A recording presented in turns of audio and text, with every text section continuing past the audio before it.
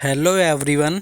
जैसा कि आप सभी लोगों का 17 अगस्त से ग्रुप डी के एग्ज़ाम शुरू हो गए हैं, तो यहाँ पर आज आपके 18 अगस्त का सेकेंड शिफ्ट का भी एग्ज़ाम ख़त्म हुआ है। तो उसके जितने भी क्वेश्चंस मिल पाए हैं आपके जीके और साइंस के, उन सभी क्वेश्चंस को यहाँ पर हम अभी बताने वाले हैं, यानी एनालिसिस करवाने वाले हैं। तो जिन लोगों ने चैनल को सब्सक्राइब नहीं किया हुआ है, चैनल को सब्सक्राइब कर लेंगे और बेल आइकन को भी ऑन कर लेंगे, जिससे कि हर वीडियो का नोटिफिकेशन आप तक पहुंचता रहे। और अगर आपका आने वाली शिफ्टों में एग्ज़ाम है तो ये जो नंबर आपको दिखाई दे रहा है, इस नंबर पर आप व्हाट्सएप करके मैं क्वेश्चंस भी बता सकते हैं। तो चैनल को ज़रूर सब्सक्राइब करके रखें, जिससे कि हमें भी सपोर्ट करें और हम आप लोगों के लिए अच्छे से अच्छे क्वेश्चन, यानी ज़्यादा से ज़्यादा क्वेश्चन लाते रहें। तो चलिए बिना टाइम वेस्ट किए देखेंगे किस तरह क्वेश्चन पूछे गए थे आज, और जिसमें कि आपको वीडियो को लाइक ज़रूर कर देना, जो कि मोटिवेशन के लिए काम करता है। ये देखेंगे, पहला क्वेश्चन आया था, वर्तमान में चुनाव आयोग के अध्यक्ष ने किसके स्थान पर पदभार संभाला है। यानी जो वर्तमान में इस समय चुनाव आयुक्त हैं, उन्होंने किसके स्थान पर यह पद ग्रहण किया है। तो राजीव कुमार ने रविवार को मुख्य चुनाव आयुक्त का पदभार ग्रहण किया था। इससे पहले जो आपके चीफ इलेक्शन कमीशन रहे थे, सुशील चंद्रा का कार्यकाल 14 मई को समाप्त हुआ था। यानी वर्तमान में हमारे राजीव कुमार हैं, और इससे पहले बात की जाए तो सुशील चंद्रा मुख्य चुनाव आयुक्त थे। तो ये क्वेश्चन पूछा गया था, जैसे कि कल आपका एक क्वेश्चन पूछा गया था कि इससे पहले मुख्य जो आर्थिक सलाहकार हैं वर्तमान में, इनसे पहले कौन थे। तो इसी तरह का ये भी क्वेश्चन आज था।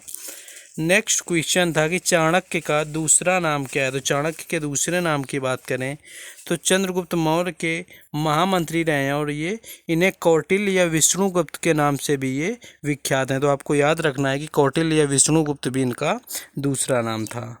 नेक्स्ट क्वेश्चन पूछा गया था, बर्मिंघम में राष्ट्रमंडल खेल में टेनिस चैंपियनशिप कौन जीता है। तो टेनिस चैंपियनशिप की बात करें तो हरमीत देसाई ने निर्णायक एकल मुकाबले में अपनी लय कायम करते हुए जीत दर्ज की, और भारतीय पुरुष टेबल टेनिस टीम ने मंगलवार को करीबी मुकाबले में सिंगापुर को हराकर राष्ट्रमंडल खेलों में अपना स्वर्ण बरकरार रखा। यानी हरमीत देसाई ने पुरुष टेबल टेनिस में टेनिस चैंपियनशिप का खिताब जीता हुआ है। बाकी आपको कमेंट करके बताना है कि क्वेश्चन इससे थोड़ा डिफरेंस भी हो सकता है, जैसा स्टूडेंट बताते हैं हम लोग उसी तरह आपको यहाँ पर एनालाइज करवा पाते हैं। नेक्स्ट क्वेश्चन था, मीनाक्षी मंदिर कहाँ पर स्थित है। तो मीनाक्षी मंदिर की बात करें तो ये भारत के तमिलनाडु राज्य के मदुरै नगर में स्थित एक ऐतिहासिक मंदिर है। यह हिंदू देवता शिव एवं उनकी भार्या देवी पत्नी पार्वती को समर्पित है। तो मीनाक्षी देवी मंदिर आपके तमिलनाडु के मदुरै शहर में स्थित है। नेक्स्ट क्वेश्चन आपका आया हुआ था कि चेरनोबिल परमाणु घटना कब और कहाँ हुई थी। तो चेरनोबिल की बात करें तो चेरनोबिल परमाणु दुर्घटना एक परमाणु दुर्घटना थी, जो सोवियत संघ के यूक्रेनी सोवियत समाजवादी संघ के उत्तरी नगर प्रियत के पास 26 अप्रैल 1986 को हुई थी, और यह लगभग सबसे बड़ी परमाणु दुर्घटना थी। तो 1986 में यूएसएसआर यानी सोवियत संघ रूस में हुई थी, और वर्तमान में चेरनोबिल आपके यूक्रेन में, जो कि यूक्रेन अलग हो गया था। नेक्स्ट क्वेश्चन आया हुआ था, अनुच्छेद 17 का संबंध किससे है। तो अनुच्छेद 17 की बात करें तो अनुच्छेद 17 अस्पृश्यता का अंत, यानी अस्पृश्यता के उन्मूलन के लिए दंडनीय अपराध घोषित किया गया है। तो ये आपको याद रखना, अस्पृश्यता का अंत अनुच्छेद 17 में बताया गया है। और अनुच्छेद 18 की बात करें तो उपाधियों का अंत अनुच्छेद 18 में किया गया। तो उपाधियों का अंत अनुच्छेद 18 करता है, और छुआछूत यानी अस्पृश्यता का अंत आपका अनुच्छेद 17 करता है। नेक्स्ट क्वेश्चन था, गन्ना उत्पादन में कौन सा देश प्रथम स्थान पर है। तो ब्राज़ील विश्व का सबसे बड़ा गन्ना उत्पादक देश है। यानी देशों की बात करें तो ब्राज़ील प्रथम स्थान पर है गन्ना उत्पादन के मामले में। इसके बाद भारत आपका, फिर चीन, थाईलैंड और पाकिस्तान जैसे देश भी शामिल हैं। तो ये याद रखना है।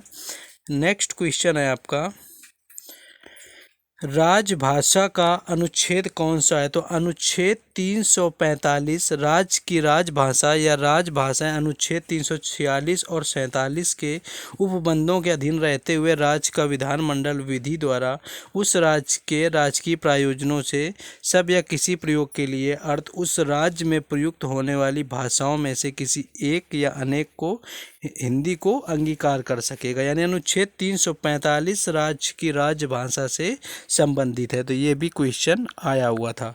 नेक्स्ट क्वेश्चन देखेंगे। नेक्स्ट क्वेश्चन में आया हुआ था कि राष्ट्रीय बहुआयामी निर्धनता सूचकांक में सबसे गरीब राज्य पूछा गया था, आई थिंक भारत का, कि सबसे गरीब राज्य कौन सा है।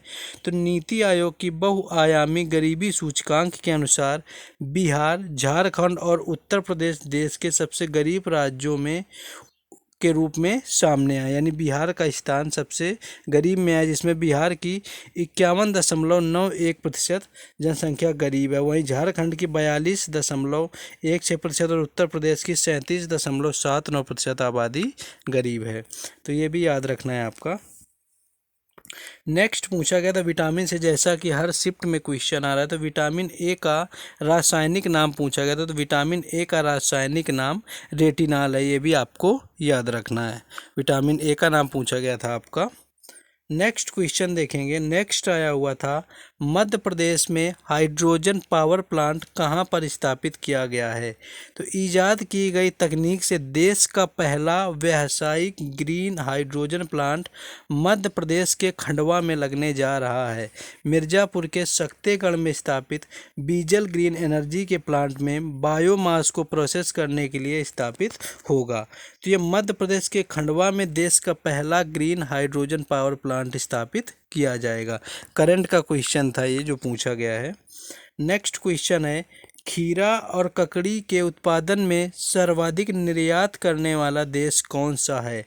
तो भारत दुनिया में खीरे का सबसे बड़ा निर्यातक बनकर के उभरा। यानी भारत में सर्वाधिक निर्यात खीरे का इस समय किया जा रहा है बाकी देशों के मुकाबले। यानी भारत खीरे का उत्पाद यानी निर्यातक देशों की सूची में प्रथम स्थान पर है। भारत ने अप्रैल से अक्टूबर 2020-21 में 11.4% $4 करोड़ के मूल्य के साथ आपका ककड़ी और खीरों का निर्यात किया हुआ है। तो ये आपको याद रखना है कि खीरा और ककड़ी के निर्यात में भारत का प्रथम स्थान है। नेक्स्ट क्वेश्चन है आगरा शहर की स्थापना किसने बसाया था, यानी स्थापना किसने की थी। तो आमतौर पर यह स्वीकार किया जाता है कि आगरा महाभारत के समय से एक प्राचीन शहर था और फिर भी दिल्ली के सल्तनत मुस्लिम शासक सुल्तान सिकंदर लोधी ने 1504 में आगरा की स्थापना की थी। तो सिकंदर लोधी आपका दिया होगा ऑप्शन में, जो कि राइट आंसर था। सिकंदर लोधी ने आगरा की स्थापना की थी। नेक्स्ट क्वेश्चन था अनुच्छेद 148 का संबंध किससे है। तो अनुच्छेद 148 की बात करें तो अनुच्छेद 148 भारत के एक नियंत्रक महालेखा परीक्षक होगा, जिसमें राष्ट्रपति अपने हस्ताक्षर और मुद्रा सहित अधिपत्र द्वारा नियुक्त करेगा। यानी अनुच्छेद 148 भारत के नियंत्रक एवं महालेखा परीक्षक से संबंधित है। तो ये क्वेश्चन एक पूछा गया था। नेक्स्ट क्वेश्चन था वर्तमान में भारत का सीजीए कौन है। सीजीए का मतलब यहाँ पर आपका वही है नियंत्रक एवं महालेखक परीक्षा। तो महालेखा परीक्षक की बात करें तो वर्तमान समय में गिरीश चंद्र मुर्मू भारत के 14वें नियंत्रक एवं महालेखा परीक्षक हैं। तो गिरीश चंद्र मुर्मू इसका राइट आंसर था। नेक्स्ट क्वेश्चन देखेंगे।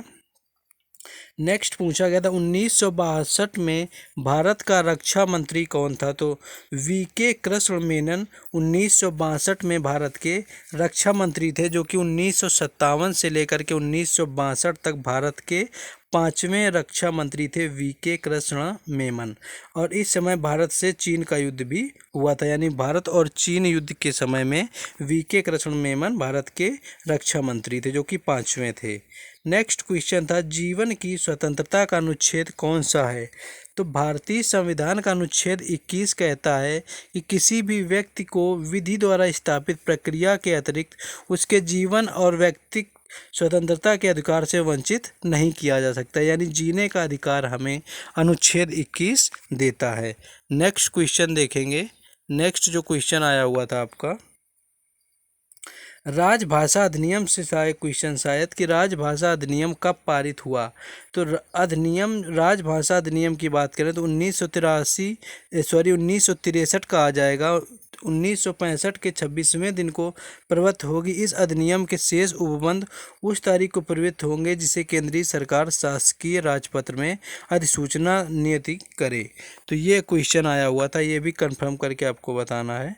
नेक्स्ट क्वेश्चन आया हुआ था PUR यानी पूरा का फुल फॉर्म पूछा गया था। तो इसकी बात करें, provision of urban amenities to rural areas, ये अब्दुल कलाम का संकल्प था। Provision of urban amenities to rural areas यानी पूरा का ये फुल फॉर्म है। तो पूरा का फुल फॉर्म भी पूछा गया था। नेक्स्ट एक क्वेश्चन बता रहे थे कि संतोष ट्रॉफी से आया था, कुछ स्टूडेंट्स ने बताया। तो संतोष ट्रॉफी की बात करें तो करंट से अगर क्वेश्चन होगा, ये आपके फुटबॉल से संबंधित है। और 2022 के संतोष ट्रॉफी की विजेता की बात करें तो केरल के मलप्पुरम केरल मंजूरी स्टेडियम में 7वीं बार संतोष ट्रॉफी 2022 एक फुटबॉल टूर्नामेंट के 75वें संस्करण का खिताब जीता है। केरल ने फाइनल मैच में पेनल्टी शूटआउट में 5-4 के स्कोर से पश्चिम बंगाल को हराकर चैंपियनशिप जीती और घरेलू सरजमी पर टीम की यह तीसरी जीत है। यानी केरल में यह आयोजित हुए फाइनल में तीसरी बार जीता हुआ है केरल ने, वैसे 7 बार जीत चुकी है। तो ये जितने क्वेश्चन मिल पाए थे यहाँ पर आप लोगों के लिए करवाए। तो आप लोगों को चैनल को सब्सक्राइब जरूर कर लेना है ताकि हमें भी सपोर्ट हो सके, और बेल आइकन को ऑन रखें जिससे कि हर शिफ्ट का एनालिसिस आपको मिलता रहे, क्योंकि यहाँ पर आपको हर शिफ्ट का एनालिसिस कराया जाएगा। और आपको कोई इशू हो तो आप इस नंबर पर कांटेक्ट भी कर सकते हैं व्हाट्सएप पर। तो चलिए फिर मिलेंगे नेक्स्ट शिफ्ट के एनालिसिस में। जय हिंद।